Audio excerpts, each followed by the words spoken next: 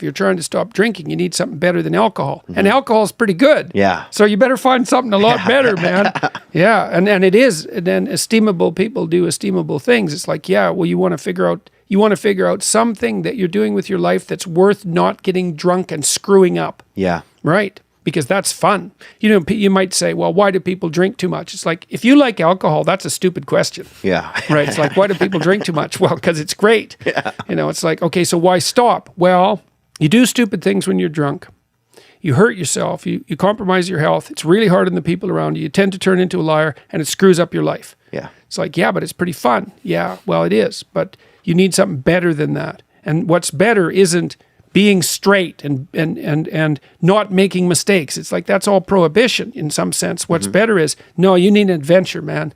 You need to get out there and have something to do. Yeah. And something worth waking up for. And that's the substitute for the addiction.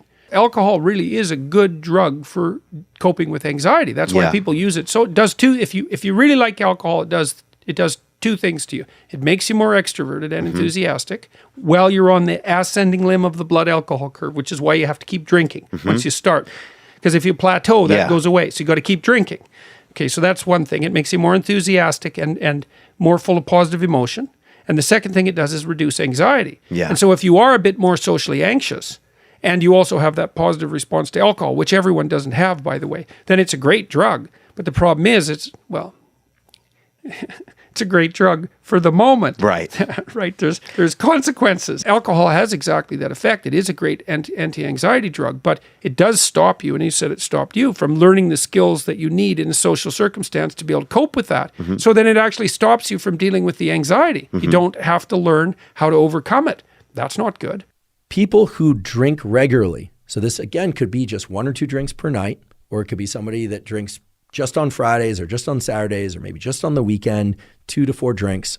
Well, those people experience changes in their hypothalamic pituitary adrenal axis that result in more cortisol, more of this so-called stress hormone being released at baseline when they are not drinking. This is really important.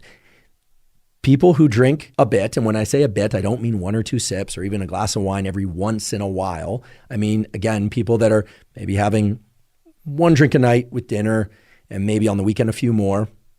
Again, I offer a bunch of different patterns to explain how it could also be 2 or 3 drinks on Friday or 6 drinks only on Saturday. Well, all of those groups experience increases in cortisol release from their adrenal glands when they are not drinking. And as a consequence, they feel more stressed and more anxiety when they aren't drinking. This is a seldom talked about effect of alcohol because so often we hear about the immediate effects of alcohol, right? And we've been talking about some of those effects.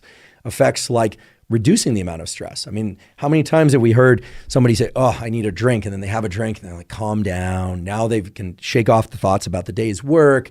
They can start to think about things in a maybe more grounded or rational way, or at least they believe that, or they can somehow just relax themselves. Well, while that very well may be true, that it can relax them, when they are not drinking, that level of cortisol that's released at baseline has increased substantially. Again, this relates to a defined neural circuit between brain and body, and it has to do with the ratio of cortisol to some of the other hormones involved in the stress response. What would have life been like for you if you were addicted? So you don't have a career anymore. No. Right? So you've given all that up and failed. So that's fun. So that's going to drive you even more towards drugs. So why quit drinking? So I don't end up in hell. Hey, there's a reason to stop. And then if you make that hell real, it's like, here's all the details of my personal hell. Yes, let's avoid that. Right. So then you have something to run the hell away from.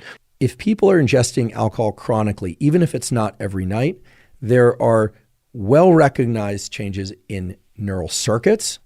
There are well-recognized changes in neurochemistry within the brain, and there are well-recognized changes in the brain-to-body stress system that generally point in 3 directions.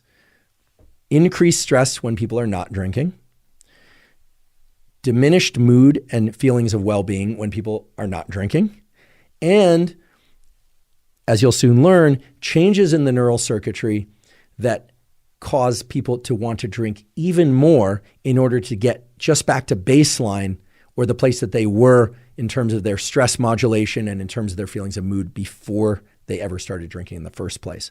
If you're starting to put your life together and you have friends that object, those are not friends. Those are just people you know.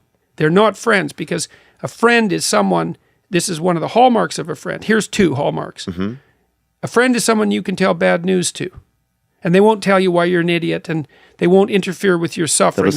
They'll just listen, and maybe they'll suffer along with you. Okay, so you can tell bad news to them, and they won't tell you some worse thing that happened to them. They'll listen, and they'll suffer along with you. But a friend is also someone you can tell good news to, and the friend will say, wow, in this veil of tears, something good happened to you. Great, man. Congrats. I'm wonderful. It's rare. It's unlikely.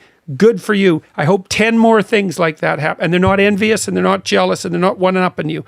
And if you're trying to get your life together, it's actually, if you're trying to get your life together and your friends get in the way, that's actually real useful for you, because you've now identified who your friends aren't. And you might think, well, I can't give them up. It's like, oh, yes, you can. And not only can you should, and it would be better for them. Because if they're aiming down and they want you going down with them, there's nothing good about what's happening to them, and there's certainly nothing good about that for you. Personal choice is personal choice. I'm not telling you what to do, but it's very clear that those sorts of drinking patterns are changing neural circuitry, and they're changing hormone circuitry. And I'd love to be able to tell you that they're changing them for the better, but they simply are not. They're actually changing them for the worse. And worse is defined as making people less resilient to stress, higher levels of baseline stress, and lower mood overall.